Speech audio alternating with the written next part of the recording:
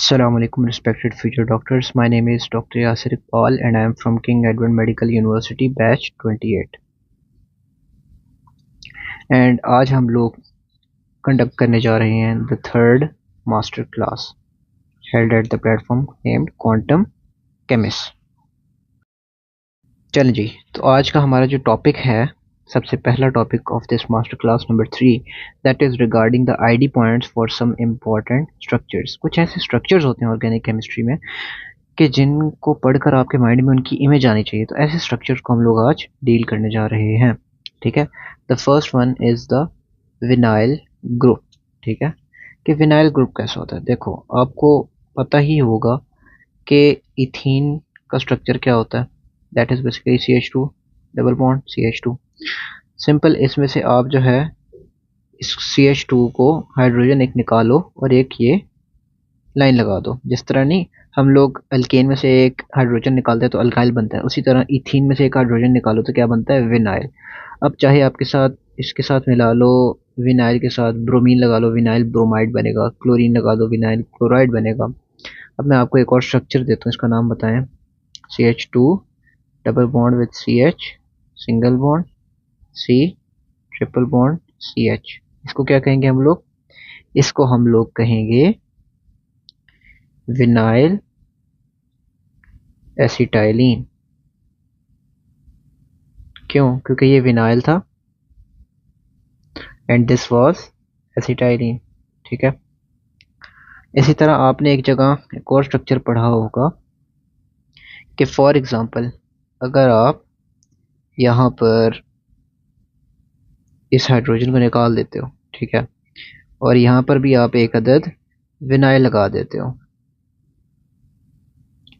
CH2, तो अब इस स्ट्रक्चर का क्या नाम होगा भाई, इस स्ट्रक्चर का नाम होगा डाई विनाइल एसिटाइलिन। ठीक है, तो ये इसकी जो है वो इम्पोर्टेंस थी। आप जब भी विनाइल का नाम पढ़ो तो आपके माइंड में आए कि इथीन में से एक हाइड्रोजन निकला पड़ा है। अच्छा जी, नेक्स्ट हम चलते हैं नेक्स्ट स्ट्रक्चर की जानिब। That structure is benzyl. ठीक है, अब थोड़ी सी चीज़ें कंफ्यूजिंग शुरू होने लगी हैं। देखें, आपने ना बेंजीन जब पढ़ा था, एरोमेटिक हाइड्रोकार्बन्स, तो वहाँ पर आपने एक स्ट्रक्चर पढ़ा था कि ये बेंजीन के साथ जब मिथाइल लगा हो तो इसको हम क्या कह रहे होते हैं, इसको हम कह रहे होते हैं टॉलुइन। तो जब आप टॉलुइन में जो मिथाइल ग्रुप है उसके एक हाइड्रोजन को निकाल दोगे और वहाँ पे CH2 लगा के ऐसे एक बॉन्ड खाली कर दोगे तो this structure will be called as benzyl. ठीक है, फॉर एग्जांपल यहाँ पे OH लग जाता है तो बेंजाइल अल्कोहल बन जाएगा। फॉर एग्जांपल यहाँ पर लग जाता है Cl तो फिर ये क्या बन जाएगा, बेंजाइल क्लोराइड बन जाएगा। तो ये बातें आपने याद रखनी है। अच्छा जी, नेक्स्ट हम चलते हैं जी नेक्स्ट स्ट्रक्चर की जाने। नेक्स्ट स्ट्रक्चर भला क्या होगा, next structure is benzyl. Benzyl, अब आप कहेंगे ये मैं कहाँ पढ़ा, ये जो है आपने FTP में पढ़ा हुआ है। ठीक है, FTP में जहाँ पर side chain chlorination reactions of benzene थे वहाँ पर आपने पढ़ा था कि सबसे पहले बनता है बेंजाइल क्लोराइड, उसकी फर्दर क्लोरीनेशन करो तो बेंजल क्लोराइड बनता है। अब बेंजल क्लोराइड को कैसे आइडेंटिफाई करोगे, देखो बात वही है। फिर से बात क्या है भाई कि यहाँ पर उसी तरह आपने बना देना है एक अदद टॉलुइन। ठीक है, अब टॉलुइन में से पहले आपने यहाँ पर एक हाइड्रोजन निकाला था। अब आप क्या करोगे, अब आप यहाँ पर से दो हाइड्रोजन निकाल दोगे और इसकी दो वैलेंसीज खाली कर दोगे। This structure will be called as benzal. ठीक है, और अगर आप यहाँ पे दोनों तरफ जो है वो क्लोरीन लगा दोगे, इसको आप क्या कहोगे, बेंजल क्लोराइड। Benzyl chloride. अगर आप बेंजाइल क्लोराइड कहोगे तो फिर आपने CH2 के साथ यहाँ Cl लगाया था। अगर आप बेंजल क्लोराइड कहोगे तो आपने इस CH के साथ दो दो क्लोरीन लगाए थे। अब आ जाते हैं हम लोग नेक्स्ट पे। The next one is number 4 that is called as benzoyl. आप कहोगे भाई ये कैसा नाम है। देखें, आपके पास जो एसिड हैलाइड्स होते हैं ना, एसिड हैलाइड्स, उनका क्या आपके पास फार्मूला होता है, RC double bond O and X। अब जो ये वाला ग्रुप है ना, ये वाला ग्रुप एसिड हैलाइड का, दिस वन, इसका जनरल नेम होता है एल्कानॉइल, एल्कानॉइल। और यहाँ पे एक्स है तो एक्स को क्या कहोगे, halide. This is the general IUPAC name for acid halides. अब एल्कानॉइल में अगर आर की जगह आप लगा दो ना बेंजाइल, बेंजीन सॉरी, आर की जगह आप बेंजीन लगाओ, कि यानी ये देखो, ये आपने बेंजीन लगाई, C double bond O and X. तो दिस स्ट्रक्चर बेसिकली जो एक्स के अलावा, हेलोजन के अलावा यहाँ पर मौजूद है, this structure is basically refer to as benzoyl. ठीक है। फॉर एग्जांपल इसकी जगह होता CH3, तो हम लोग इसको क्या कहते हैं, इसको हम फिर कहते हैं इथानॉइल। क्यों, आपको ये भी मैं दिखा देता हूँ। फॉर एग्जांपल इसकी जगह CH3 होता, C double bond O X, तो यहाँ पे कितने कार्बन है, 2 कार्बन है, तो फिर हमने इसको जनरल नेम तो एल्कानॉइल बोला था ना, तो यहाँ पर क्या हो जाता, इथानॉइल। ठीक है। खैर ये लंबी बहस हो जाएगी। आई होप आपको पॉइंट समझ आ गया होगा बेंजोइल वाला, कि बेंजोइल हम किसे कहते हैं। चलो जी, बेंजोइल भी हमने बना दिया। एक दफ़ा यहाँ पे बना के भी दिखा देता हूँ ताकि याद रहे। ये देखें, this one is basically called as benzoyl, C double bond O with any halogen. This is called as benzoyl halide basically. और ग्रुप जो बेंजोइल जिसको हम कह रहे हैं, दैट इज दिस वन। ये आपके पास बेंजोइल ग्रुप है। चलो जी नेक्स्ट चलते हैं। चलें जी, अब हम लोग नेक्स्ट पर चलते हैं जी। Next is regarding geminal versus vicinal. ठीक है। तो अच्छा जी, तो आपने सिंपल इसमें एक बात याद रखनी है कि जेमिनल मीन्स सेम। ठीक है। जेमिनल का जो वर्ड है, जेमिनल का जो वर्ड है ये सेमिनल से मिलता जुलता है। ठीक है। सेमिनल वेसिकल्स आपने पढ़ा था बायोलॉजी में। ठीक है। मेल रिप्रोडक्टिव सिस्टम का पार्ट है और ये होते हैं पेयर्ड। ठीक है। तो इससे आपने ये बात याद रखनी है कि जेमिनल जो है वो हमेशा पेयर्ड होगा, यानी एक ही कार्बन पर होगा, सेम कार्बन पर दोनों एटम्स अटैच्ड होंगे। और जो विसिनल है वो ऑब्वियस बात है, फिर उसमें नेबरिंग कार्बन्स पे अटैच होंगे, नेबरिंग कार्बन्स। चलें जी, अब हम लोग जो है ना ड्रॉ करके देखते हैं। देखो फॉर एग्जांपल ये 3 कार्बन्स हैं ना, ठीक है, और यहाँ पर ये 2 हैलोजन्स लगे हैं, तो ये एक दूसरे की विसिनिटी में लगे हैं, नेबर्स हैं। तो जब विसिनिटी में लगे हों, एक दूसरे के साथ लगे हों, साथ वाले कार्बन्स पर लगे हों, तो तब हम इसको कहते हैं विसिनल। ठीक है। और हमेशा विसिनल और जेमिनल के साथ डाई का वर्ड यूज़ करेंगे, क्योंकि 2 सब्स्टिट्यूएंट्स की बात होती है। अगर आप इसको OH यहाँ लगाते हैं एक्स की जगह दोनों में, तो फिर हम विसिनल डाईओल कहते हैं। ठीक है। अब हम लोग देखते हैं जेमिनल क्या होता है। जेमिनल इज के एक ही कार्बन के ऊपर 2-2 हैलोजन लगे हैं या फिर 2-2 OH लगे हैं, तो दिस विल बी जेमिनल। अब ये हैलोजेंस हैं तो जेमिनल डाई हैलाइड है, और अगर OH होते तो यहाँ पर जेमिनल डाईओल होता। ठीक हो गया। अब हम लोग चलते हैं जी नेक्स्ट कॉन्सेप्ट के ऊपर, and that is regarding glycol and glycerol. ठीक है, कि इनमें क्या फ़र्क होता है। देखो यहाँ पर आपके पास फॉर एग्जांपल ये 2 कार्बन्स हैं, 3 कार्बन्स, ठीक है, और इनमें साथ वाले कार्बन्स पे लगा हुआ है OH, तो इसको हम क्या कहेंगे, विसिनल डाईओल। और vicinal diol is basically a glycol. ठीक है। ग्लाइकोल में ये होता है कि साथ वाले जो कार्बन्स होते हैं उन्हीं पर हम लोग ये OH लगा रहे होते हैं, ग्लाइकोल। और लेकिन ये 2 होते हैं, 2 कंसेक्यूटिव कार्बन्स पर OH लगे होते हैं। जबकि जो कि ग्लिसरोल है, ठीक है, उसमें तीनों कार्बन्स पर कंसेक्यूटिवली एक एक OH लगा होता है। क्या ये OH, ये OH और ये OH, this will be called as glycerol. ठीक है। अच्छा, ये जो हम लोगों ने कवर किए हैं ये सब जो मेन मेन इम्पॉर्टेंट किस्म के जो स्ट्रक्चर्स थे उनके हम लोगों ने आईडी पॉइंट्स कवर किए हैं। ठीक है। अभी और भी बहुत सारे स्ट्रक्चर्स हैं जिनके आईडी पॉइंट्स इंपॉर्टेंट हैं, लेकिन उनको हम लोग फिर कभी कवर करेंगे। अभी फ़िलहाल के लिए हम लोग यहीं तक रहते हैं, क्योंकि ये जो है ना प्रॉपर एक नोमेनक्लेचर का लेक्चर हो, उस लेक्चर के अंदर पूरी क्लास में बंदा ये सारा कुछ पढ़ाए, जिसमें आईयूपैक नोमेनक्लेचर भी कवर करें हम और कॉमन नोमेनक्लेचर भी, तो तब जाकर हम लोग इसको डील करेंगे। ठीक है, अभी मैंने आपको बस इंपॉर्टेंट चीज़ों का बता दिया जो कि अभी हम लोग यूज़ करने लगे हैं थोड़ी देर बाद।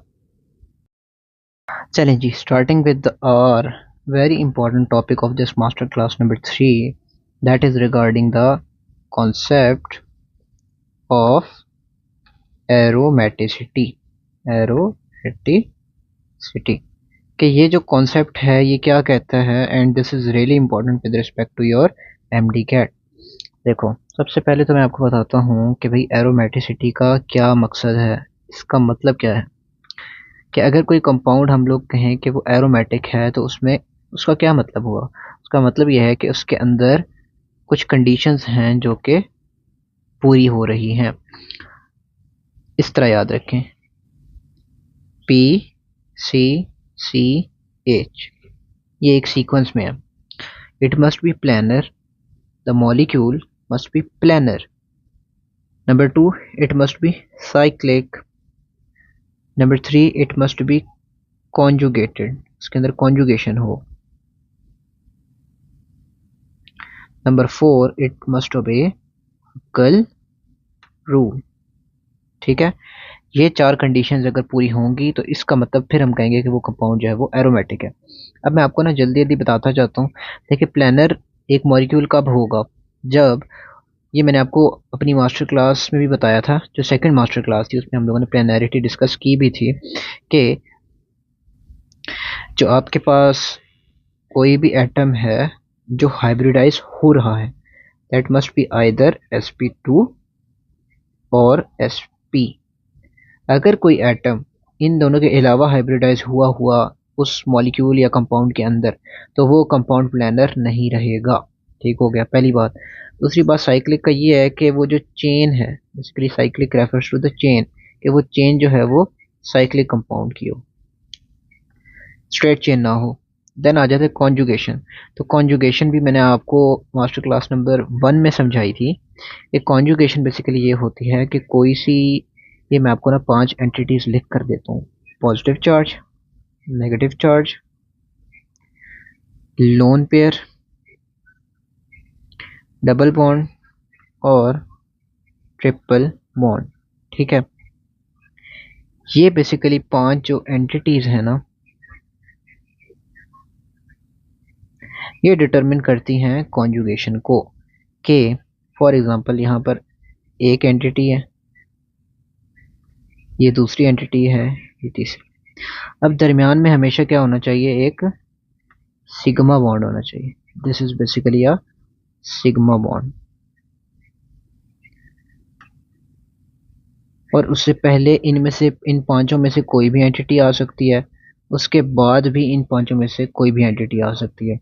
जब ये एंटिटीज आपस में एक दूसरे के साथ अल्टरनेट करती हैं with the spacing of this sigma bond, ठीक है, तो तब हम कहते हैं कि कॉन्जुगेशन वहां पर मौजूद है। सही है। अब हम लोग आ जाते हैं नेक्स्ट पॉइंट पर। अगर आपने कॉन्जुगेशन को और प्लेनैरिटी को डिटेल में पढ़ना है तो आप मास्टर क्लास नंबर 1 और मास्टर क्लास नंबर 2 को लाजमी कंसल्ट करें। नेक्स्ट आ जाते हैं हम लोग हकल्स रूल पर। तो हकल्स रूल क्या कहता है बेसिकली, देखो, हकल्स रूल ये कहता है कि जो नंबर है of electrons taking part in resonance, इनका नंबर जो है ना वो हकल्स रूल डिसाइड करेगा कि हकल्स रूल के अकॉर्डिंग क्या नंबर हो सकता है रेजोनेटिंग इलेक्ट्रॉन्स का, तो तब जाके वो कंपाउंड जो है वो एरोमेटिक होगा। अब हकल्स रूल क्या कहते हैं, क्या क्या नंबर हो सकते हैं। तो हकल्स रूल ने जो बोला था वो ये बेसिकली बोला था कि ना, उसने एक फार्मूला दिया था 4n+2। ये वो कहते हैं कि आपके पास रेजोनेटिंग इलेक्ट्रॉन्स इस नंबर में होने चाहिए। n can be 0 to any number. Like अगर आप n को 0 पुट करो तो क्या वैल्यू आती है 2, n को आप 1 पुट करो तो क्या वैल्यू आती है 6, n को आप 2 पुट करो तो क्या वैल्यू आती है 10, n को आप 3 पुट करो तो क्या वैल्यू आती है 14। ठीक है, तो ये इन 4 में से कोई भी वैल्यूज होंगी तो तब जाके हम कहेंगे कि हकल्स रूल फॉलो हो रहा है। ठीक है, अब मैं इसको याद कराने के लिए क्या बताता हूँ भाई, ये 4n+2 ना याद करो, कोई ज़रूरत नहीं है आपको 4n+2 वाली खप में पढ़ने की। आपको सिंपल एक बात बताता हूँ, देखो आपने पढ़े होंगे सब शेल्स एस पी डी और एफ, इसके अंदर जितने इलेक्ट्रॉन्स अकोमोडेट हो सकते हैं ना, बस वो नंबर होना चाहिए रेजोनेटिंग इलेक्ट्रॉन्स का, 2, 6, 10 एंड 14। तो बस ये 4 नंबर आपको इस हिसाब से याद हो गए, ठीक है, कोई ज़रूरत ही नहीं है आपको फार्मूला याद करने की।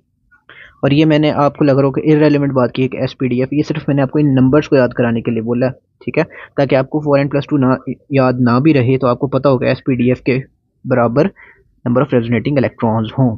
चलो जी, अब हम लोग जो है ना वो चलते हैं और इस कॉन्सेप्ट ऑफ एरोमेटिसिटी को अप्लाई भी करके देखते हैं कि भाई कहीं ये अप्लाई भी हो रहा है कि नहीं। अब हम लोग कहते हैं ना कि पहली बात हम ये करते हैं कि जो बेंजीन है, ठीक है, बेंजीन वो एरोमेटिक है, तो भाई अभी हम इसमें कंडीशंस फुलफिल करते हैं जी, अभी पता लग जाएगा कि एरोमेटिक क्यों कह रहे हैं भाई हम इसको। ये देखें 1 2 3, पहली कंडीशन क्या थी, planar, cyclic, conjugated, Huckel's rule. Planar तो ये है, हर एटम इसका यहाँ पर sp2 हाइब्रिडाइज्ड है। आपको अगर हाइब्रिडाइजेशन की आपने वीडियो देखी हो तो आपको आराम से देखते साथ पता चल रहा है कि sp2 हाइब्रिडाइज्ड है। साइक्लिक तो ऑब्वियसली है, कॉन्जुगेटेड जी बिल्कुल कॉन्जुगेटेड भी है, और हकल्स रूल फॉलो करता है कि नहीं, इसके अंदर कितने रेजोनेटिंग इलेक्ट्रॉन्स हैं, दो ये दो ये दो ये, टोटल 6 हैं, तो हकल्स रूल भी फॉलो हो रहा है, इस वजह से हमने इसको क्या कहा, एरोमेटिक है। अब आपको बेसिकली समझ आई होगी कि किसी भी चीज़ को हम लोग एरोमेटिक कह क्यों रहे हैं, ठीक है। अब हम लोग इससे ऊपर लेवल पर चलते हैं। अच्छा, अब पहले तो एक बेंजीन था ना, अब हम लोग दो बेंजीन बना लेते हैं, यानी नेफ्थलीन लिख के देखते हैं, नेफ्थलीन, ठीक है। तो नेफ्थलीन में क्या सिस्टम है, देखो ये आपके पास एक बेंजीन है, सेम इसी तरह एक और बेंजीन है, ठीक है। तो यहाँ पर हम लोग जो है ना इसके बॉन्ड्स डाल देते हैं, ठीक है। अब यहाँ पर हम लोग जो है वो कंडीशंस चेक करते हैं, प्लानर है कि नहीं, साइक्लिक है कि नहीं, कॉन्जुगेटेड है कि नहीं, हकल्स रूल है कि नहीं। देखो प्लानर तो ये है, देखो हर जो कार्बन है वो डबल बॉन्ड में पार्टिसिपेट कर रहा है, यानी वो sp2 हाइब्रिडाइज्ड है, ठीक है, 3 3 सिग्मा बॉन्ड्स हर कार्बन ने बनाए हुए हैं, तो sp2 हाइब्रिडाइज्ड है। प्लेनैरिटी तो इसमें है, साइक्लिक भी है, ये कॉन्जुगेटेड है कि नहीं है। अब देखो ये क्या है, ये आपके पास है pi bond, sigma bond, pi bond, होगी कॉन्जुगेशन, फिर सिग्मा बॉन्ड, फिर पाई बॉन्ड, फिर सिग्मा बॉन्ड, तो यहाँ भी कॉन्जुगेशन है। फिर ये देखो यहाँ पर ये pi bond, sigma bond, pi bond, sigma bond, pi bond, sigma bond, फिर पाई बॉन्ड, तो यहाँ पे भी कॉन्जुगेशन है, तो ये कॉन्जुगेशन भी है। हकल्स रूल फॉलो करता है कि नहीं, 1 2 3 4 5, 5 पाई बॉन्ड्स हैं, यानी 10 पाई के इलेक्ट्रॉन्स हैं जो रेजोनेट कर रहे हैं, और 10 जो है वो हकल रूल को ओबे करता है, ठीक है। अब आप आ जाओ किस पर, इससे हायर मेंबर पर, नंबर 3 में, तो नंबर 3 पे आ जाएगा एंथ्रासीन, एंथ्रासीन। अब देखो एंथ्रासीन में बेसिकली क्या होगा, एंथ्रासीन में भी आपके पास बेंजीन रिंग ही है, लेकिन अब जो है वो 3 3 बेंजीन रिंग्स हैं, ठीक है, जो कि इकट्ठे जुड़े हुए हैं इस तरह। चलो जी, 3 बेंजीन रिंग्स हो गए। अब हम लोग इसमें ना ड्रॉ करते हैं जी, 1 2 3, 1 2 और 1 2, सॉरी 1 और ये 2। अब देखो, अब इसमें हम दोबारा से कंडीशन पूरी करते हैं, P C C H, planar है कि नहीं। देखो ये वाला कार्बन, ये वाला कार्बन, ये वाला कार्बन, ये सब ने डबल डबल बॉन्ड में पार्टिसिपेट किया हुआ है, ठीक है, कोई भी कार्बन ऐसा नहीं जिसने किसी डबल बॉन्ड पार्टिसिपेट ना किया हो। इसका मतलब ये है कि हर किसी ने 3 3 सिग्मा बॉन्ड्स तो बनाए हुए हैं, तो जैसे प्लानर तो ये है। कॉन्जुगेटेड साइक्लिक है कि नहीं, साइक्लिक ही स्ट्रक्चर है, ये तो हमें देख के पता लग गया। कॉन्जुगेटेड है कि नहीं, तो कॉन्जुगेशन के लिए आप देखो उसी तरह यहाँ पर पाई बॉन्ड्स हैं वो अल्टरनेट कर रहे हैं विद द सिग्मा बॉन्ड, तो ये सॉरी ये देखें कॉन्जुगेटेड भी ये है, ठीक है, अल्टरनेटिंग पाई बॉन्ड्स की वजह से। और हकल्स रूल फॉलो होता है कि नहीं, 1 2 3 4 5 और 6 7, 7 2 7 14, तो 14 इसके अंदर इलेक्ट्रॉन्स हैं रेजोनेटिंग, हकल्स रूल फॉलो हो रहा है। तो चलो यहाँ तक आपको बातें आई होप समझ आ गई होंगी। अब मैं आपको ना एक टेक्निक बताता हूँ। देखो आपको ज़रूरी नहीं है कि एमसीक्यू में पूछा जाए कि भाई बेंजीन, नेफ्थलीन, एंथ्रासीन, नाम दोगे तो आपको पहचान जाओगे ना कि भाई ये तो एरोमेटिक है। फॉर एग्जांपल वो आपको यहाँ पे C6H6 दे देते हैं, ठीक है, आप कहोगे इसमें कौन सी बात है, ये तो हमें पता है बेंजीन है। लेकिन फॉर एग्जांपल वो आपको नेफ्थलीन की जगह दे देते हैं C10H8। भाई आप कैसे पहचानोगे ये नेफ्थलीन है? इसी तरह एंथ्रासीन की जगह वो दे देते हैं C14H10। आप कैसे पहचानोगे भाई ये एंथ्रासीन है? वो सिर्फ C14H10 लिख दें, आपको क्या पता। तो देखो इन तीन के लिए मैं आपको ना एक टेक्निक बताता हूँ कि बेंजीन से नेफ्थलीन में और नेफ्थलीन से एंथ्रासीन में जाने में, और इससे भी आगे अगर आपको लेकर जाए कोई, तो वो किस तरह पता लगाओगे? देखो सिंपल है, आप इधर जा रहे हो ना, एक बेंजीन रिंग का एडिशन कर रहे हो, तो बेसिकली आप क्या ऐड कर रहे हो? C4H2 ऐड कर रहे हो।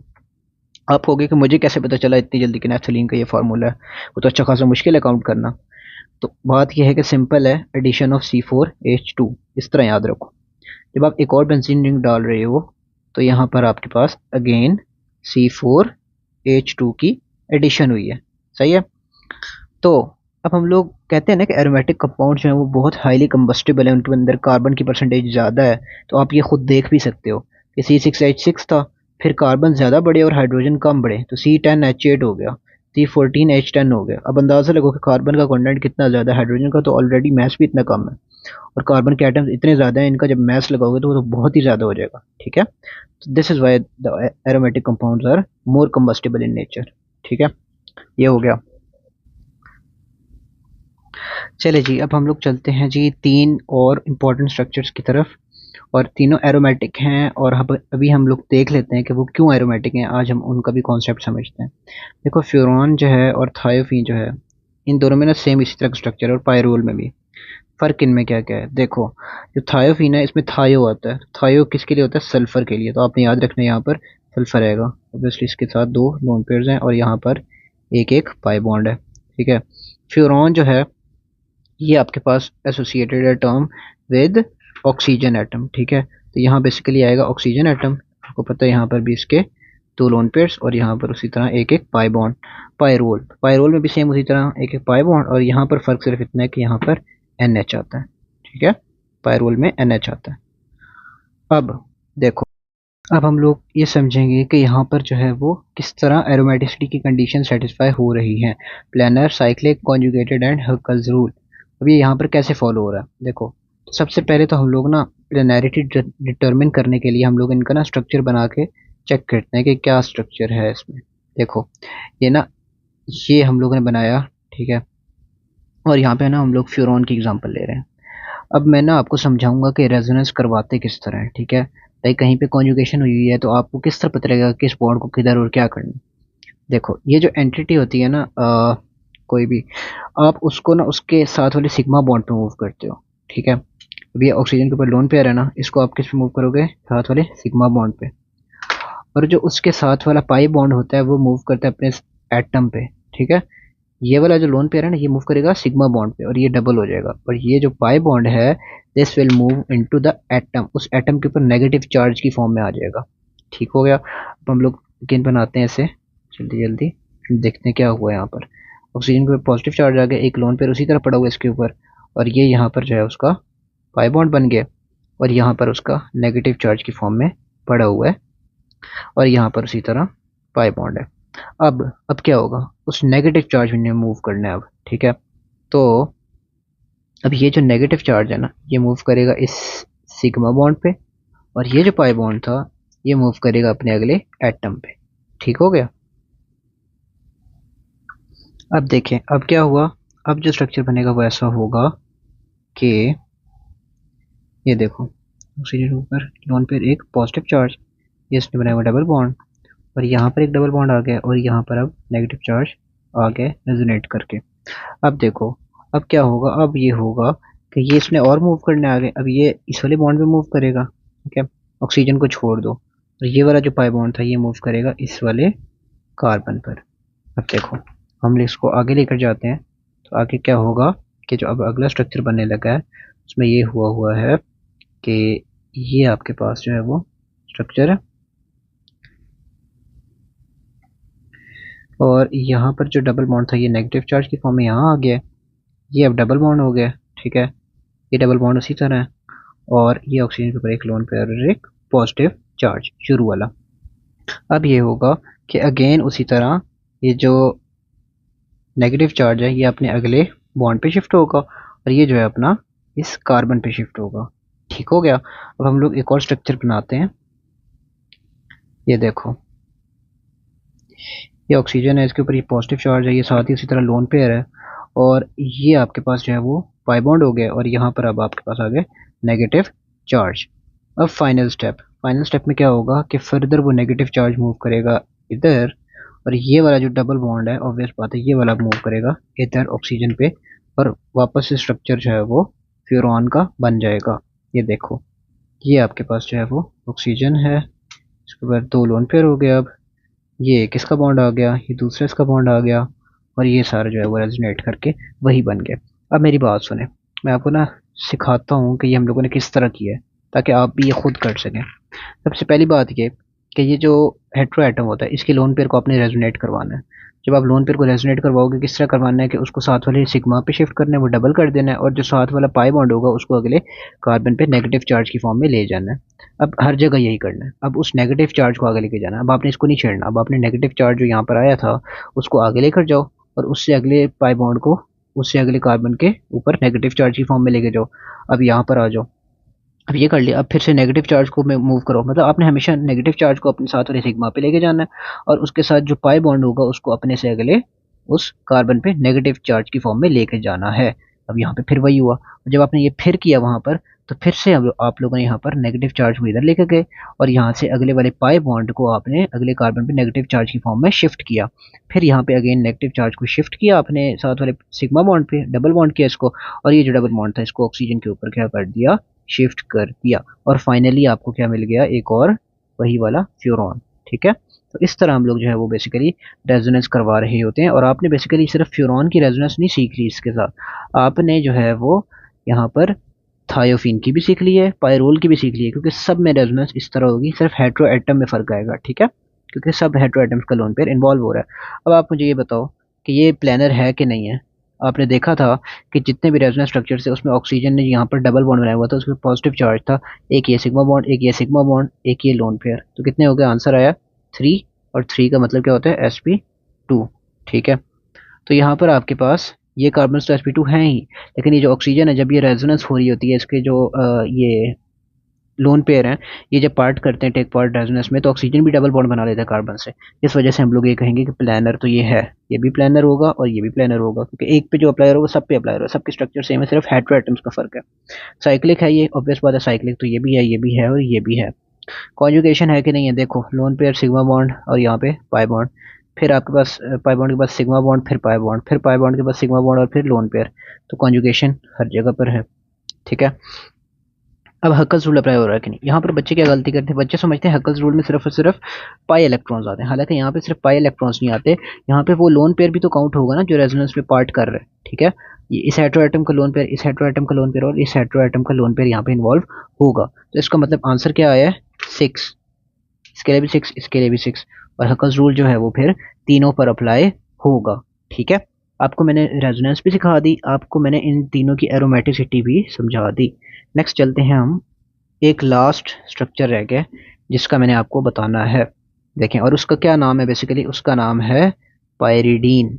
ठीक है, पायरिडीन जो है वो एज अ सॉल्वेंट यूज होता है काफ़ी सारे ऑर्गेनिक केमिस्ट्री के रिएक्शंस में, और उसका स्ट्रक्चर जो है वो जानना भी ज़रूरी है। देखो उसमें सिंपल ये होता है कि इसी तरह का स्ट्रक्चर है बेंजीन की तरह का, सिर्फ यहाँ पर जो है वो नाइट्रोजन एटम लगा हुआ है। ठीक है, तो ये देखो यहाँ पर जो है वो नाइट्रोजन के साथ एक ये वाला डबल बॉन्ड, ये डबल बॉन्ड, ये डबल बॉन्ड, बिल्कुल बेंजीन की तरह यहाँ पे अल्टरनेटिंग डबल बॉन्ड्स या अल्टरनेटिंग पाई बॉन्ड्स हैं। अब देखो यहाँ पे कंडीशंस लगाओ, प्लानर है ये कि नहीं है, ऑब्वियस बात है प्लानर तो है, हर एटम ने यहाँ पे डबल बॉन्ड फॉर्म किया हुआ है। नाइट्रोजन का सिर्फ देखने वाला था, नाइट्रोजन में एक ये लोन पेयर है, एक ये वाला सिग्मा बॉन्ड, एक ये वाला सिग्मा बॉन्ड है, आंसर जो है वो 3 है, इक्वल टू sp2। कार्बन तो वैसी सारी sp2 हैं, तो प्लानर तो ये हो गया। साइक्लिक ही है जी, बिल्कुल साइक्लिक है। कॉन्जुगेटेड है कि नहीं है, तो अल्टरनेटिंग पाई बॉन्ड्स हैं, कॉन्जुगेटेड तो है।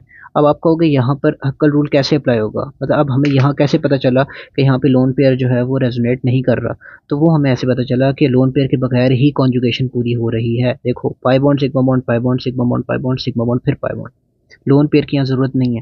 लेकिन जहाँ पर लोन पेयर के बगैर कॉन्जुगेशन पूरी ना हो रही हो वहाँ पे लोन पेयर को हम रेजोनेट करवाते हैं एज पाई इलेक्ट्रॉन्स। ठीक है, तो हम जब इसको यहाँ पर लिखेंगे तो हम लोग ये लिखेंगे कि हक्कल रूल के अकॉर्डिंग यहाँ पे 6 इलेक्ट्रॉन्स हैं और 6 के मुताबिक हक्कल रूल फॉलो हो रहा है। तो अब आपने जितनी भी इंपॉर्टेंट एग्जांपल्स थी जो एमसीक्यूज में आ सकती थी वो आपने सीख ली, ठीक है।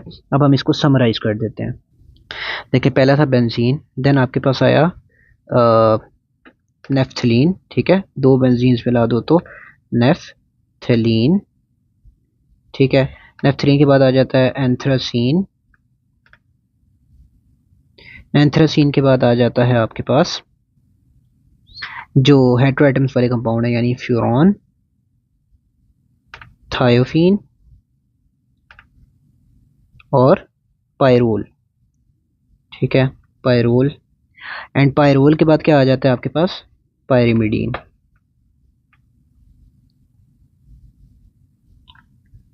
ये आपके पास लिखिए पायरिडीन। अब देखो यहाँ पर जो है आपके पास हम लोग एक समरी बना लेते हैं, प्लेनैरिटी, साइक्लिक, कॉन्जुगेटेड, हक्कल रूल। तो देखो अब हम लोगों ने ना सब में ही ये चीज़ें प्रूव कर ली हैं। इसका मतलब हम लोग ओवरऑल एक चेक मार्क बना सकते हैं कि इन सब के सब में ये चीज़ें अप्लाई हो रही हैं। अब आपको ये चीज़ें मैंने अलग से लिख के क्यों बताई, ताकि आपको याद रहे, क्योंकि एमसीक्यू में जब आए तो आपको ये चीज़ें चेक ना करनी पड़े, आपका कॉन्सेप्ट इतना क्लियर हो कि आपको नाम सुनते साथ पता लग जाए कि इसमें ये चारों कंडीशंस ऐसे अप्लाई हो रही थी और यहाँ पर ऐसे रेजोनेंस हो रही थी, हक्कल रूल भी यहाँ पर फुलफिल्ड था और कितने इलेक्ट्रॉन्स थे हक्कल रूल में जो इन्वॉल्व थे, और इस हिसाब से हम लोग इसको एरोमेटिक कह रहे हैं और ये सब कुछ ट्रूली जस्टिफाइड है, ठीक है। अब हम लोग ना एक और बात देख लेते हैं कि फॉर एग्जांपल अगर कोई ऐसा कंपाउंड है जिसमें प्लेनैरिटी है, साइक्लिक भी वो है, कॉन्जुगेटेड भी वो है, लेकिन उसमें सिर्फ और सिर्फ हक्कल रूल ओबे नहीं हो रहा, ठीक है। जब आपको वो कंपाउंड देना नाम और आप देखो कि ये 3 चीज़ें तो पूरी हैं, हक्कल रूल नहीं हो रहा, तो ऐसे कंपाउंड्स को हम लोग कहते हैं, सिर्फ नाम याद रख लें इसका, क्योंकि हमारी बुक में डायरेक्ट तो नहीं मेंशन, इसको हम कहते हैं एंटी एरोमेटिक, ठीक है, एंटी एरोमेटिक, ठीक है। तो आप ये पूछोगे फिर नॉन एरोमेटिक किसको कहते हैं। देखो नॉन एरोमेटिक हम इसको तब कहेंगे जब प्लेनर, साइक्लिक, कॉन्जुगेटेड, हक्कल रूल, इनमें से हक्कल रूल के अलावा कोई भी कंडीशन अगर फुलफिल ना हो रही हो ना, प्लेनर, साइक्लिक, कॉन्जुगेटेड, इन तीनों में से कोई भी एक कंडीशन फुलफिल ना हो रही हो, तो फिर हम इसको क्या कहेंगे, ये है नॉन एरोमेटिक, ठीक हो गया। नॉन एरोमेटिक कब कहेंगे और एंटी एरोमेटिक कब कहेंगे, ये बातें आपको आई होप क्लियर हो गई होंगी। अच्छा जी, अब हम लोग ना एक बहुत ही इंपॉर्टेंट टॉपिक पढ़ने जा रहे हैं, that is regarding the mesomeric effect, ठीक है, मीजोमेरिक इफेक्ट, ये बहुत इंपॉर्टेंट है। मैं अभी आपको ना इसकी प्रैक्टिकल एप्लीकेशन दिखाऊंगा जो हमारे सिलेबस में शामिल है, ठीक है। And this also mentioned as a topic within the KPK text book, ठीक है। अब मैं आपको ना ये समझाता हूँ। देखो फॉर एग्जांपल ना ये है बेंजीन रिंग, ठीक है, बेंजीन रिंग। अब इसके ऊपर 2 तरह के ग्रुप्स लग सकते हैं, अटैच हो सकते हैं, ठीक है। एक वो ग्रुप होगा, फॉर एग्जांपल वो कोई ऑर्थो या पैरा डायरेक्टर है, तो वो क्या करेगा, वो अपने जो इलेक्ट्रॉन्स हैं, फॉर एग्जांपल ये उसका इलेक्ट्रॉन लगा हुआ, मैं आपको ना एग्जांपल लेके देता हूँ कि फॉर एग्जांपल यहाँ पर है NH2, एनिलीन है ये, तो ये अपने इलेक्ट्रॉन्स को रिंग के अंदर देगा, ठीक है, और ये आपके पास यहाँ शिफ्ट होगा। रूल वही अप्लाई होगा, रेजोनेंस जो मैंने आपको सिखाई है ना, रूल हर जगह वही अप्लाई होता है कि जो सबसे पहले लोन पेयर है वो आपके पास जाता है सिंगल बॉन्ड की तरफ यानी सिग्मा बॉन्ड की तरफ, साथ वाला जो पाई बॉन्ड है वो शिफ्ट होता है टुवर्ड्स द कार्बन एटम और उसके ऊपर नेगेटिव चार्ज दे देता है, ठीक है। तो ये बातें आपने याद रखनी है, हर जगह रेजोनेंस इसी तरह करानी है। इसमें आगे कैसे रेजोनेट करेंगे वो भी यही है कि इस नेगेटिव चार्ज को फिर इधर लेकर जाओगे, इस वाले को इधर नेगेटिव चार्ज की फॉर्म में लेके आओगे। इस तरह आपका रेजोनेंस का कॉन्सेप्ट क्लियर होना चाहिए कि किस तरह रेजोनेंस करवा रहे हैं, बेसिकली अंदर मैकेनिज्म क्या हो रहा है। अब देखो ये जो इलेक्ट्रॉन्स को within the ring resonate करवाने का इफेक्ट होता है by that group attach to the benzene ring, इसको हम कहते हैं मीजोमेरिक इफेक्ट। अब मीजोमेरिक इफेक्ट जो है वो इंडक्टिव इफेक्ट की तरह 2 तरह का हो सकता है, ठीक है। मीजोमेरिक इफेक्ट जो है वो 2 तरह का हो सकता है, प्लस एम इफेक्ट या माइनस एम इफेक्ट। आपने पढ़ा था कि जो इंडक्टिव इफेक्ट होता है वो भी आपके पास प्लस आई इफेक्ट होता है और माइनस आई इफेक्ट होता है, ठीक है। प्लस आई का मतलब होता है कि इलेक्ट्रॉन्स डोनेट करने वाला effect, electrons donating inductive effect, और नेगेटिव आई का मतलब होता है इलेक्ट्रॉन्स विदड्रॉइंग इंडक्टिव इफेक्ट। इसी तरह मीजोमेरिक इफेक्ट में सेम यही होता है कि ये electrons donating inductive effect, donating mesomeric effect है, ठीक है, और ये है electrons withdrawing mesomeric effect, withdrawing. फ़र्क इसमें कितना है? फ़र्क सिर्फ ये है कि ये जो है वो बेंजीन रिंग के जो साइड वाले ग्रुप्स लगे हुए हैं या ऑर्थो पैरा या मेटा, उन पे अप्लाई होता है। अब आपको ये बताया जाता है जी कि जो मीजोमेरिक इफेक्ट है वो प्लस एम किसके लिए और माइनस एम किसके लिए। तो ऑब्वियस बात है, जो ऑर्थो और पैरा डायरेक्टर्स हैं वो रिंग के अंदर इलेक्ट्रॉन्स को देते हैं, तो वो कौन सा इफेक्ट देंगे? प्लस एम इफेक्ट, ठीक है। जबकि जो मेटा डायरेक्टर्स हैं, मेटा डायरेक्टर्स, वो कौन सा इफेक्ट देंगे? माइनस एम इफेक्ट, ठीक है। क्यों? क्योंकि वो रिंग से इलेक्ट्रॉन को विदड्रॉ करते हैं। अब आपको यहाँ तक बातें समझ आ गई होंगी आई होप। अब देखो कि हम लोग ना सबसे पहले देखते हैं कि क्लासेस कौन कौन सी हैं। तीन तरह की क्लासेस हैं। एक है जी ऑर्थो पैरा वाली क्लास, ये बेंजीन है, ठीक है, ये ऐसे बना दो और यहाँ पर ना कोई भी ऑर्थो पैरा लगा दो, ठीक है, फॉर एग्जांपल NH2 लगा दो। फिर आ जाती है एक क्लास ऑर्थो पैरा के अंदर ही, और उस क्लास को हम लोग कहते हैं हेलोजेंस, ठीक है, ये हेलोजेंस की क्लास आ गई। फिर आती है वो क्लास जिसको हम लोग कहते हैं यहाँ पर ऐसे, और ये Meta director for example NO2 लगा है, ठीक है। ये तीन क्लासेस हैं। अब इसके अंदर देखो प्लस एम इफेक्ट है, और प्लस एम इफेक्ट के साथ साथ प्लस आई इफेक्ट भी है, ठीक है। सॉरी, यहाँ पर एक चीज़ मैं आपको बता दूं, देखो ये नाइट्रोजन एटम है ना, नाइट्रोजन एटम, तो नाइट्रोजन एटम ज़्यादा इलेक्ट्रोनेगेटिव है देन दिस कार्बन एटम, तो इसके अंदर इंडक्टिव इफेक्ट कौन सा होगा? नेगेटिव इंडक्टिव इफेक्ट, क्योंकि ये ग्रुप जो है वो इलेक्ट्रॉन्स इंडक्टिव इफेक्ट की बेस पर निकाल रहा है। देखो दो तरह की बेसिस है, एक मीजोमेरिक इफेक्ट है जो लोन पेयर को यहाँ रेजोनेट करवाना उस हिसाब से इलेक्ट्रॉन्स दे रहा है, ठीक है, तो वो तो प्लस एम इफेक्ट हमें पता लग गया। लेकिन इलेक्ट्रोनेगेटिविटी की बेसिस पर ये उस कार्बन को पार्शियल पॉजिटिव भी कर रहा है अपनी तरफ, इलेक्ट्रॉन्स को विदड्रॉइंग इफेक्ट शो करने की कोशिश भी कर रहा है, ठीक है। तो इसका मतलब कि यहाँ पर नेगेटिव इंडक्टिव इफेक्ट भी है। यहाँ पर देखो, यहाँ पर हेलोजेंस हैं, यहाँ पर भी ऑब्वियस बात है हेलोजन का भी लोन पेयर होता है ना, तो हेलोजन अपने लोन पेयर की बेसिस पर जो है वो प्लस एम इफेक्ट ही शो करेगा, क्योंकि है तो ये ऑर्थो पैरा। लेकिन प्लस एम के साथ साथ वो नेगेटिव इंडक्टिव इफेक्ट भी शो करेगा। क्यों? क्योंकि यहाँ पर इसकी इलेक्ट्रोनेगेटिविटी ऑब्वियस बात है ज़्यादा है। अब यहाँ आ जाता है NO2। देखो यहाँ पर ये है कि यहाँ पर जो है एक तो वो रिंग से इलेक्ट्रॉन्स को विदड्रॉ कर रहा है, ठीक है, अपनी तरफ विदड्रॉ कर रहा है, तो वो माइनस एम इफेक्ट देगा, जैसे कि हमने ऊपर पढ़ा माइनस नेगेटिव मीजोमेरिक इफेक्ट। जबकि जो इंडक्टिव इफेक्ट है वो भी ऑब्वियस बात है, ये ज़्यादा इलेक्ट्रोनेगेटिव एटम है, तो वो भी आपके पास नेगेटिव इंडक्टिव इफेक्ट साथ शो कर रहा है। अब आपको ना मैं इसकी समझाता हूँ कि इससे हमें क्या एप्लीकेशन मिली। देखो जो मीजोमेरिक इफेक्ट होता है ना वो हमेशा डोमिनेट करता है ओवर द इंडक्टिव इफेक्ट। ये बात आपने याद रखनी है कि मीजोमेरिक इफेक्ट हमेशा ज़्यादा स्ट्रांग होता है as compare to the inductive effect. तो यहाँ का जो इंडक्टिव इफेक्ट है वो क्या हो जाएगा? हाइड हो जाएगा, मास्क हो जाएगा बाय दिस मीजोमेरिक इफेक्ट, और ओवरऑल रिंग की रिएक्टिविटी जो है वो इंक्रीज कर जाएगी। अब यहाँ पर देखो हेलोजेंस में क्या होता है, सिर्फ और सिर्फ हेलोजेंस ऐसी स्पीशीज हैं जिनका इंडक्टिव इफेक्ट इस हद तक स्ट्रांग होता है कि वो मीजोमेरिक इफेक्ट को क्या कर देता है? डोमिनेट, ठीक है। इस वजह से यहाँ पर मीजोमेरिक इफेक्ट जो है वो हाइड हो जाता है by the strong inductive effect of that halogen atom. इस वजह से हम लोग ये कहते हैं कि इसकी जो रिएक्टिविटी है वो जो है वो डिक्रीज हो गई है, ठीक है, रिंग की रिएक्टिविटी कम हो गई है। आप लोगों ने बुक में लाइन पढ़ी होगी कि भाई जो हेलोजेंस हैं वो रिंग की रिएक्टिविटी कम कर देते हैं। भाई क्यों कम करते हैं? उसकी लॉजिकल बेसिस क्या है? वो ये है कि वहाँ पर जो मीजोमेरिक इफेक्ट है वो फेल कर जाता है, जबकि इंडक्टिव इफेक्ट जो है वो डोमिनेट कर जाता है। लेकिन फिर भी आप ये देखो कि कुछ ना कुछ हद तक प्लस एम इफेक्ट तो था, तो ये है कि इसकी जो रिएक्टिविटी है वो compare to the other ortho para directors थोड़ी सी कम होगी। अब आ जाते हैं हम लोग मेटा डायरेक्टर में। हम ये क्यों कहते हैं कि मेटा डायरेक्टर सबसे कम रिएक्टिव है, लीस्ट रिएक्टिव, ठीक है, लीस्ट रिएक्टिविटी। इसकी रीज़न क्या है? इसकी रीज़न ये है कि एक तो इसके अंदर नेगेटिव मीजोमेरिक इफेक्ट भी है और इसके अंदर नेगेटिव इंडक्टिव इफेक्ट भी है, दोनों एक दूसरे को जो है वो सपोर्ट कर रहे हैं।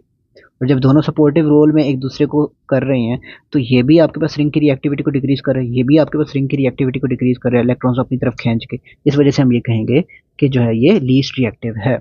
मैं एक बात आपको समझाता हूँ कि भाई ये रिंग की रिएक्टिविटी की बात का क्या मतलब होता है। देखो, रिंग की जो रिएक्टिविटी की बात होती है ना वो ये है कि बेंजीन कौन से रिएक्शंस जो है वो करता है। बेंजीन करता है इलेक्ट्रोफिलिक एरोमेटिक सब्स्टिट्यूशन रिएक्शंस। तो जब कोई भी ग्रुप जी रिंग के अंदर इलेक्ट्रॉन्स को देगा ना तो ये जो यहाँ पर और यहाँ पर इलेक्ट्रॉन डेंसिटी है वो बढ़ जाएगी, और इलेक्ट्रोफाइल जो है उसके ऊपर होता है पॉजिटिव चार्ज। जब यहाँ पे इलेक्ट्रॉन डेंसिटी बढ़ती है ना तो ये आपके पास फ़ौरन से जाके उस इलेक्ट्रोफाइल पे अटैक करता है। फॉर एग्जांपल ये अगर ऑर्थोपैरा है तो ऑर्थोपैरा क्या करेगा, इधर पॉजिटिव इफेक्ट शो करेगा, रिंग की रिएक्टिविटी को इस तरह इंक्रीज करेगा कि यहाँ पर नेगेटिव चार्ज डेंसिटी बढ़ा देगा, जिस वजह से इसके अंदर न्यूक्लियोफिलिक पावर ज़्यादा होगी, इलेक्ट्रोफाइल पे जल्दी अटैक करेगा। जबकि फॉर एग्जांपल यहाँ पर हुआ कोई और ग्रुप, लाइक यहाँ पर अगर हुआ मेटा डायरेक्टर, ठीक है, मेटा डायरेक्टर, तो फिर वो क्या करेगा, यहाँ से अपनी तरफ खींचेगा, ये जो यहाँ पर इलेक्ट्रॉन्स की डेंसिटी थी इसको कम कर देगा, ठीक है, और ये फिर कैपेबल ही नहीं रहेंगे इलेक्ट्रोफाइल पे अटैक करने के, ये नहीं हो सकेगा, ठीक है। This is what it means कि रिंग की रिएक्टिविटी को इंक्रीज या डिक्रीज करने का क्या मतलब है, ठीक है। वैसे आई होप कंफ्यूजन होनी तो नहीं चाहिए, लेकिन यहाँ पर मैं फिर भी बता देता हूँ कि मेसोमेरिक इफेक्ट और इंडक्टिव इफेक्ट में क्या फ़र्क है। इंडक्टिव इफेक्ट हम देखते हैं इलेक्ट्रोनेगेटिविटी को देखकर, ठीक है, ये डिपेंड करता है इलेक्ट्रोनेगेटिविटी पर। जबकि मेसोमेरिक इफेक्ट जो है हम लोग इलेक्ट्रॉन्स की डोनेशन या इलेक्ट्रॉन्स की withdrawing with in the benzene ring को देख के बात कर रहे हैं, ठीक है, कि जो ऑर्थोपैरा हैं वो आपके पास हमेशा प्लस एम इफेक्ट शो करें क्योंकि वो अपना इलेक्ट्रॉन्स जो है वो रिंग के अंदर दे रहे हैं, जबकि जो आपके पास हैं मेटा डायरेक्टर वो रिंग से इलेक्ट्रॉन्स खींच रहे हैं अपनी तरफ, जिस वजह से वो माइनस एम इफेक्ट शो कर रहे हैं। तो ये सारा सिस्टम था। अब आपको मैं बताता हूँ कुछ एमसीक्यूज ऐसे आते हैं जिनमें वो पूछ रहे होते हैं कि रिएक्टिविटी कंपैरिजन, कि आपके पास एक है जी बेंजल्डिहाइड, ठीक है, बेंजल्डिहाइड, एक है जी आपके पास एनिलीन, एक है जी आपके पास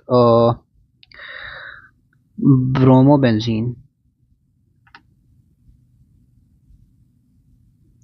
और एक है बेंजीन, ठीक है। अब वो कहते हैं इसको ऑर्डर में अरेंज करके दो, सबसे ज़्यादा रिएक्टिव कौन है, सबसे कम कौन है, और ऑर्डर क्या है।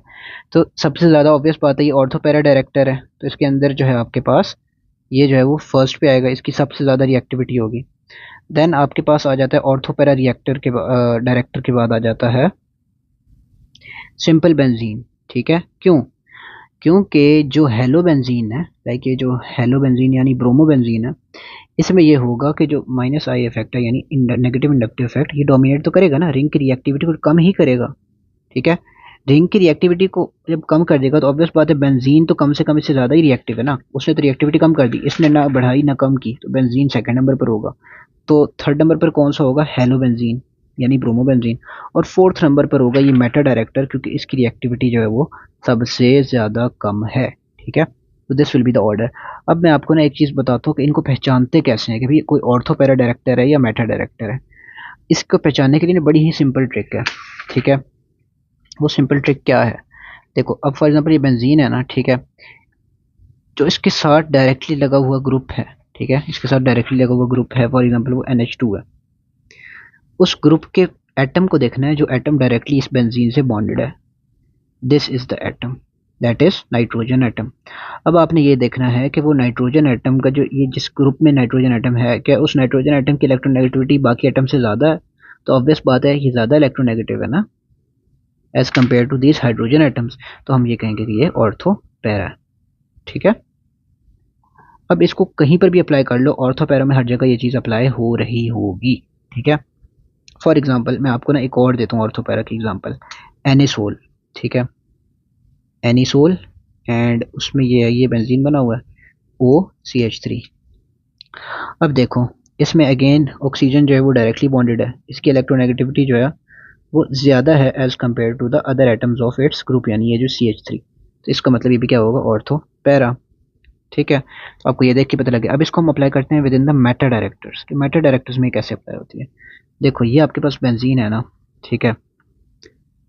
अब बेंजीन में ये आप देखो कि NO2 ग्रुप है, ठीक है, NO2।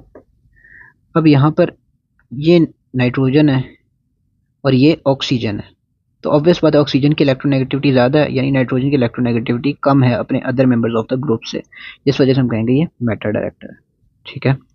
अब आपको मैं दिखाता हूँ बेंजल्डिहाइड, जिसको मैंने ऊपर मेटा डायरेक्टर इतनी आसानी से बोल दिया, मैंने क्यों बोला अभी देख लो। ये देखो बेंजल्डिहाइड का फॉर्मूला क्या होता है, C double bond O with H, this is benzaldehyde formyl group attach to a benzene ring. तो यहाँ पर ये कार्बन देखो, इसकी जो इलेक्ट्रोनेगेटिविटी है वो कम है ना, क्योंकि इसमें ऑक्सीजन है, ऑक्सीजन की इलेक्ट्रोनेगेटिविटी ज़्यादा है एज कम्पेयर टू कार्बन। तो जो atom directly bonded with the benzene होता है, उस एटम की अगर इलेक्ट्रोनेगेटिविटी अपने ग्रुप में, उस ग्रुप में बाकी मेंबर्स से कम हो, तो फिर हम उसको क्या कहेंगे, ये है एक मेटा डायरेक्टर। ठीक हो गया। This was the trick to identify कि कौन सा ऑर्थो पैरा है और कौन सा मेटा डायरेक्टर है। ठीक है, सिर्फ और सिर्फ आपको उसके स्ट्रक्चर आना चाहिए, ग्रुप के एटम्स का पता होना चाहिए कि कौन सा डायरेक्टली बॉन्डेड है। अभी हम लोगों ने जो पढ़ा, ये जो ऑर्थो पैरा मेटा कॉन्सेप्ट है, अभी हम लोग इसमें रेजोनेंस को डिटेल में नहीं पढ़ सके। ठीक है, लाइक इससे भी ज़्यादा डिटेल में और चीज़ों को एनालाइज करके समझा जा सकता था, क्योंकि अभी हम लोग नहीं समझ सके। इसको हम लोग अपनी प्रॉपर जो क्लासेस होंगी सेशन की, उसमें हम लोग इन सब चीज़ों को स्टेप बाय स्टेप लेकर बेसिक से एडवांस लेवल तक लेकर जाएंगे, और इसको ऐसा समझेंगे कि हमें ये चीज़ें पूरी लाइफ नहीं भूलेंगी। हम ऐसे समझेंगे कि हम लोग जिस तरह इस काबिल हो जाएं कि हम लोग किसी और को चीज़ें पढ़ा भी सकें, सिर्फ अपने कॉन्सेप्ट्स नहीं, दूसरों के कॉन्सेप्ट्स भी हम लोग इन्हेंस कर सकें। ठीक है।